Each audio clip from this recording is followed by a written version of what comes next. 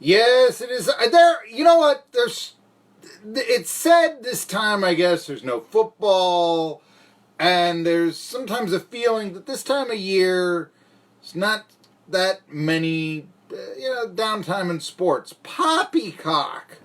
I mean, you not only have the Stanley Cup Finals and the NBA Finals and the baseball season coming on now, but they're starting things like the Women's World Cup, which admittedly, even 20 years ago, Brandi Chastain, I never really saw the appeal of, but that may have been the first indication, 94 World Cup also, about soccer's growing popularity in the United States. And I mean, I'd be on baseball message board. They were talking about the Women's World Cup in the United States. Okay, that was 20 years ago. You've got, the tennis over in France. And I'm not the biggest tennis fan in the world, but I'm sort of like, wait a minute, Paris? You've got, obviously, baseball. You've got the Preakness Stakes, which we'll be talking about. Not the Preakness, listen to me. The Belmont.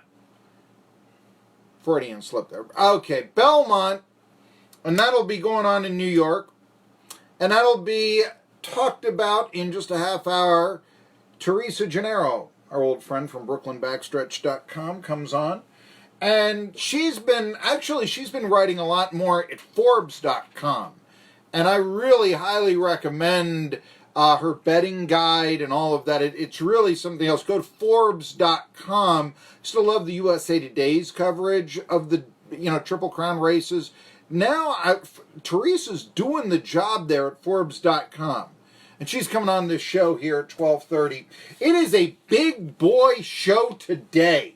Not only do we have Teresa at 12:30, but last night I got Charles Hull. He had the 22 strikeout game against Queens, North Carolina. D2 record for Tusculum last year. Well, you know what? He was drafted in the 33rd round by the Oakland A's. And so we're going to be talking to him at 1. Then at 1:15, our old friend Jerry Bonkowski, you heard about Matt talking about the races. They're in, Texas and Michigan this week. But Jerry comes on at 1:15. We'll talk about the aerodynamics right now in NASCAR. We'll discuss that. And then the Atlanta Braves. Big news pending the physical, but a one-year deal for Dallas Keuchel to bolster the pitching staff. And on a week where the Philadelphia Phillies lose Andrew McCutchen, they got worse. Braves got better. Now I realize that, Jay Bruce, he was also, and Bruce started hitting home runs like nobody's business for the Phils. But the Braves are still, treading, they're right there, only game out or so in the standings. And you get the idea that they're the stronger team going forward. They've got the better stats overall. In fact, that's something you can look at and say, why aren't they winning more? But anyway, so it's a big four-guest day today here on Tri-City Sports Now. I want to begin talking about something that a lot of people have been talking about, and that's moving the three-point line back in college basketball. Again, college basketball, Tony Page, who's retiring actually, he's a boxing commentator and writer, and does the overnight show on WFAN up in New York. Anyway, Tony Page, he famously once said, boxing's a real good sport to cover, even though nobody's really reading your stuff. I guess in New York they do, but, we had a heavyweight championship, and it was, okay, yeah, there's no heavyweight championship crown, and here's what the scores from minor league baseball. I mean, it's kind of the way it went out. Anyway, point being that you had in boxing a lot of stories to cover. Come on. Don King, Bob Abram, they were all going to be corrupt, all this sort of stuff. So there's a lot of stuff to cover. Oftentimes outside the ring. So you can be a real good reporter covering boxing. It's gotten that way with college hoops. Should we pay the players or not? Likeness? What about the seamy underbelly of the payoffs?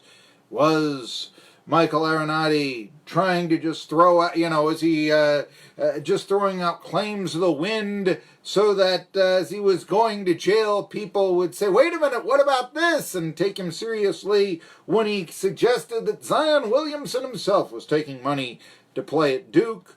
What's the G League going to be? Players who are going to New Zealand instead of playing college basketball? Let alone, I guess you can't go straight to the NBA, although maybe they can with the one and done going away. All of that, we don't even focus on the game at hand. But they moved back the arc. Going to change the shot clock a little bit. Offensive rebounds set to 20 instead of 30. Basketball and baseball seem to have continuing differences on how their sports should be played. Think about this for a second. Should they cater to the greatest offensive reward one can have in their sport, namely three-point shots and home runs, or should they promote the many aspect of appeal that their sports have? Start thinking about, the fast break. There's a loose ball, he picks it up, dunks it in, and the crowd goes nuts. Only gets 2 points there. Should have held up and shot the three, huh? Well, that's easier said than done. Case in point, college basketball, moving the three-point arc, international level. They tried in the NIT, they liked it. 22 feet, 1 3/4 inches. Used to be 29. Before that was 19.9. I remember when it was either 16.9 or 16.7 in the ACC. I may have said yesterday that was the first time that the three-point shot was used, but actually, where it was debuted in college basketball? By the way, there were a few exhibitions, years ago, dating back, I think, to the 40s, where they said, let's try a three-point shot, and we'll peck it out of the peach basket and give them three, the experimental games, some around New York in college basketball back many years ago and all that, but the first time it was ever used officially in college basketball, ABA always had it. NBA adopted it in 1979. Basically, the team said, so what? The Lakers one year, I think they won did they win or they finished second? They won their conference, shooting 9 3-point shots all year long. Or was it making 9 3-point shots all year long? That was in the early 80s. 2% of the shots were taken from beyond the three-point arc back when. I remember it just wasn't. That's too far out. We can't get that. Centers are still a big part of the game. But the first college league to ever use it officially was actually the Southern Conference. 80-81. I was not aware of that. ETSU was shooting threes first before everybody else. You see why I say the Southern Conference is great. You see why I say that the Southern Conference, that's a big league, somewhat. I'm still waiting for their second bid to the NCAAs, but kind of surprising when they're that innovative that they have not received 2 bids to the NCAAs. But all right, they've been robbed a few times. I would suggest the last 2 years they have. Anyway, here's the deal, though. In college basketball, the feeling is the game has completely become one where a team looks for three-pointers first instead of trying to move the ball inside for the center. Like you used to. How did Wilt Chamberlain score 100 points in 1963? They're feeding the center of the ball. Get it in close. He's taller than everybody. A dipper dunk and put it in. Wilt Chamberlain, dipper dunk. Think about it. A football team would not think of, when they go down the field, hey, let's think field goal first. No, we're already at the 20-yard line. Let's just kick a field goal. We could turn the ball over. They're not thinking about that. No, they want to go for the 6 instead of the 3. So think about this. Why would a basketball team not think 3 before 2? Think about that. Or for that matter, baseball, home run before single. Which is where that's going too. So in other words, the center's been devalued, and it seems as if its primary function, a center these days, is to just try to rebound an errant three-point attempt. In the men's NCAA tournament final, Virginia played 5 guards at one point. Why wouldn't you? You can get 3 over here, you can get 2 over here. I want the 3. In fact, almost 40% of all shots attempted last year in college basketball were from beyond the three-point arc. I think it was like 38% or so. But, think about that for a second. Now, and as I said, I mean, it was slow in coming, but now they're saying, hey, we can get the extra point this way. Shoot 40% outside the three. It's as good as shooting 60% inside the arc. As Wofford realized this year. They shot more than 50% from, or 40% from outside the arc, except in their game against Kentucky. So the college game has become one where each possession seems destined to whittle away as many seconds as possible before you can find the open three.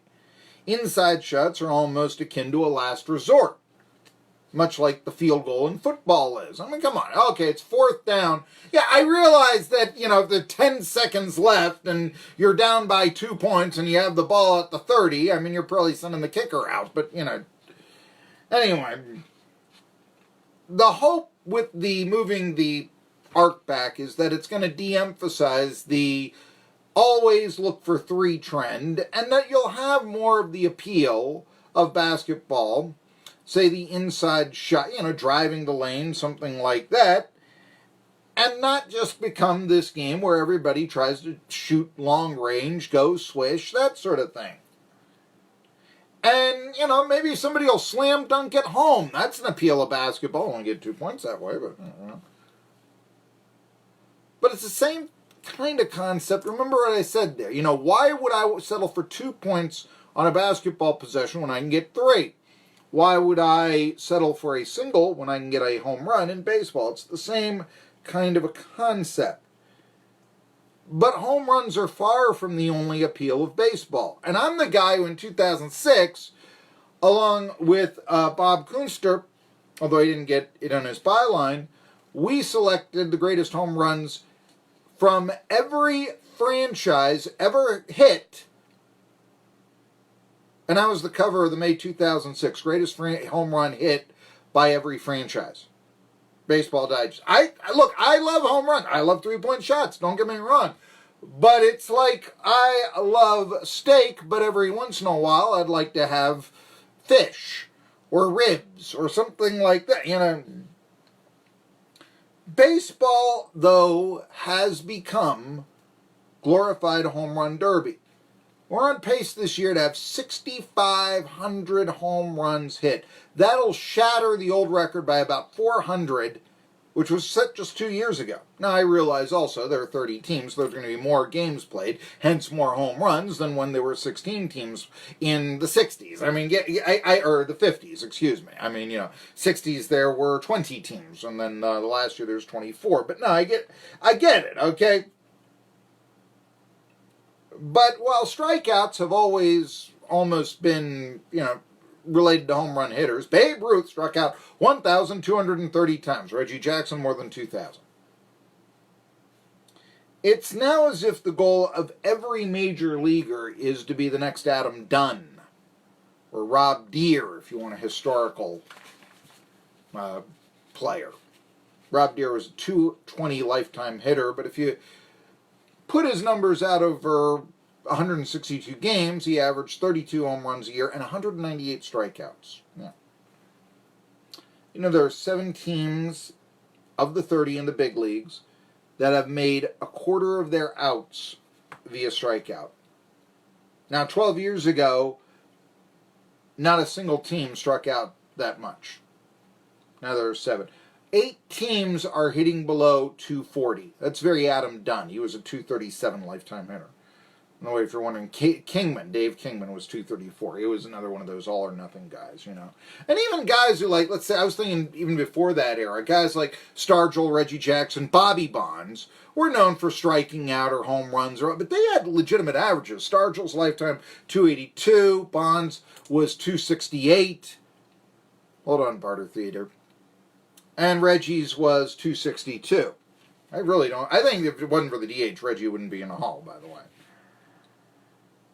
Now, I realize stolen bases, double plays, other aspects of baseball, running catches, are not extinct. And neither are 20-point games from the center in basketball. I mean, but they're not as prevalent. And therefore, the appeal of basketball is diminished, much like the stolen base in baseball has been diminished. I mean, you know who has led the American League in steals the last 2 years? Anybody know this? Will Merrifield. He also led the American League in hits, had 194 last year. He had the game-winning hit, a walk-off, to give South Carolina the 2010 College World Series championship. I'm betting that a lot of people listening, who is Will Merrifield? Certainly he isn't as famous as, say, Willie Wilson was. Now, there was a guy, almost 2 generations now ago, but he'd steal 80 bases in a year or so. You think that Will Merrifield is as, well known even today as Willie Wilson. And Merrifield is contemporary, and he's a multiple stolen base champ in the American League. No, he's not. You got launch angles preached to the extent that they are. I'm telling you, I saw a graphic watching Braves Pirates after this show yesterday. They put up Bill Mazeroski, the record for double plays, 161 in 1966, over at second base. You know what? With the launch angles, with strikeout or home run, now I think that record is about as safe as Cy Young's 511 victories. Half a century ago, baseball said there's not enough scoring. Bob Gibson, the 112 ERA, that was a record. Denny McLain, 131 games. Carl Yastrzemski led the American League in hitting in 1968 with a 301 average. Lowest of all time to lead the league. So, in 69, the powers that be in baseball said, you know what? Let's lower the pitcher's mound from 15 inches to 10. Universal slope. Let's also, consolidate the strike zone. Now, why can't baseball make similar changes today like basketball did? Just this past week. Can't baseball see that waiting around for the 3-run homer, and I know the analytics heads say that that's the way to play the game, but the truth be told, it's pretty boring. How boring? Earl Weaver, if you're of the era, that was his strategy. Wait around for the 3-run homer. Used to say, I don't have the hit and run in my baseball playbook. I never call for a hit and run. Never. Worst play in baseball, I will never ask the Orioles to do it. So the Orioles waited around for the 3-run homer. And you know what? They won a lot. It used to always say, compelled over the last 25 seasons, you'd hear this all the time in the 80s, the Baltimore Orioles have the best record in baseball with the highest winning percentage, and it was attributed to Weaver for waiting around for the 3-run homer. You know something else? Orioles never drew 2 million fans in Memorial Stadium until Weaver retired. Now, truth be told, he retired and was brought back and all that, but no, they never drew 2 million fans. All those winning teams, 1970 World Series, none of it, even when the Senators left and Washington was going to come up, they never drew 2 million fans until Earl Weaver retires. What did that tell you? Maybe, just maybe, they weren't playing the most exciting brand of baseball anybody had ever seen. So like college basketball did this week, baseball's got to make the changes. Never let it be said that I'm against change. Baseball's got to make changes that'll celebrate the multiple appeals the sport has instead of developing into glorified batting practice. You want to move back the fences? I think that'd be a good way to start. I'm not suggesting let's tear down all the ballparks, but sooner or later, Fenway Park has got to be replaced. I mean, maybe it's next year, maybe it's 50 years, but it's going to happen, okay? Sooner or later, SunTrust Park will be replaced. Be it in 50 years, 20 years, 100 years. Now, when you do that, I'm suggesting let's have those big center fields of yore. I'm suggesting, and you know I say this, look, the DH is the worst rule that ever happened in sports. It has, made the game boring. It has made the game wait around for the 3-run homer. It has changed the game from taking 2.5 hours prior to its adoption to 3 hours now, and even longer in the American League. So, you've got all those mid-inning pitching changes. They've invented the pitch count. Nobody really knows if it's like it's a global warming. Well, it sounds like a good idea. Yeah, we don't really want to have Denora, Pennsylvania again, but I don't know. What does it really do? This sort of thing. The world will end if we don't, ban cars. Well, I'm not ready to believe that. Anyway, if you're going to improve the pace of play, yeah, the bigger ballpark, teaching pitchers how to pitch instead of just throw anymore, banning the DH, that is not going to occur, Rob Manfred, by, hey, let's not stick out the hand anymore for intentional walks. Let's have pitch count clocks. By the way, and this has already happened in the minors where they have pitch clocks, you are extending, pitchers are basically using up the entire pitch clock. You're actually making the game longer with the pitch clock than not with it. And I just say, have the umpire keep it on the field and enforce it. There is a rule that says he's got to throw the ball in 20 seconds. And you will find, you don't have a clock, you start enforcing that rule, which I can't understand why they don't, then you're going to have pitchers, and it'll be just like Zane Smith, who was a fast worker in days of yore. Get the ball, throw the ball. Get the ball, throw the ball. Get the ball, throw the ball. That's kind of how pitchers back in the day worked. I talked to Daniel Norris, who's the slowest worker in the big leagues, or at least he was a couple of years ago. 27 seconds between pitches, he had no idea. Think about that. He didn't know he was the slowest worker. I was the guy that told him that.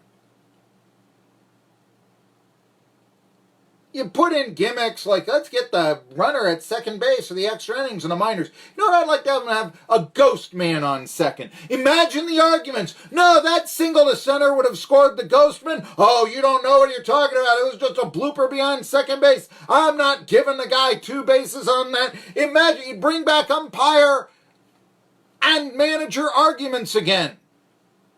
Of course, you'd make a mockery of the game, but so is putting a runner at second base to begin the 10th. In the first place. But then again, minor league baseball, it's about the bar at Cardinal Park. It's not about the ball game anymore. Rob Manfred's changes to speed up the game are essentially like this. Hey, we are spending too much on travel. We are? Okay. Yeah, we're spending way too much on travel. Well, I hear that wind resistance our car will get better gas mileage if we take the passenger rear side mirror off. Okay, let's do that. Now then, about travel expenses. Are we going to fly first class to Monte Carlo this year? I mean, that's what it's like. He avoids the obvious and comes up with, well, if we, intentional walks, we just send them down there. I mean, what about the 72 World Series and the dupe of Johnny Bench with fingers and tennis? You're taking that aspect out of the game. Come on.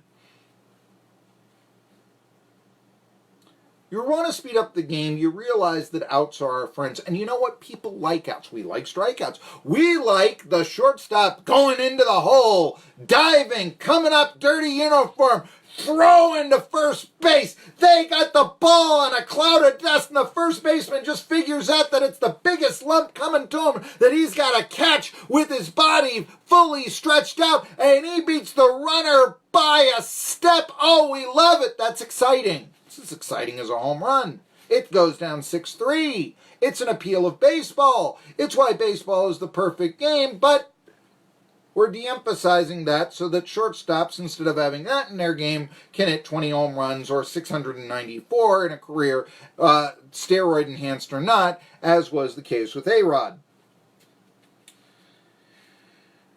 Here's the deal. I say this all the time. Low scoring means close game. It also means fast-paced game.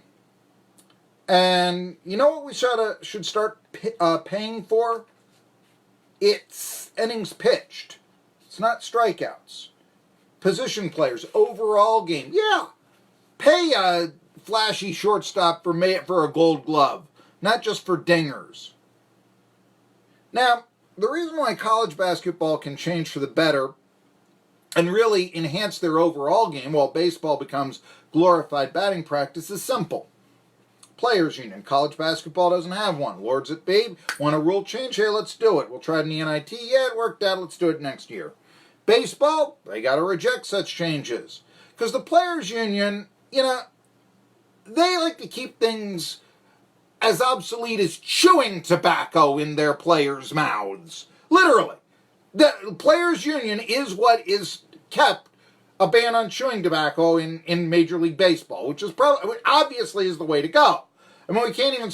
I saw Beverly Hills. You will not be able to buy tobacco. You will be able in California to buy marijuana for recreation, but not tobacco. Okay, well, that's another story entirely. But, yeah, Beverly Hills, you will not be able to buy tobacco. They just did that. I think there are 3 cigar bars where you'll be able to smoke cigars and buy cigars. That, grandfather. There's one other kind of store, but, the gas station, the supermarket, no. No more. Ain't buying smokes there. Not in Beverly Hills. It's gone. That's where we're going. But baseball players union, let's keep, chewing tobacco in a player's mouth. Because everywhere you go, you see spittoons anymore. It is 1900. So if negotiations got to be made with the players union to restore baseball's popularity, you got to appease the players union. I get it. But the way to do that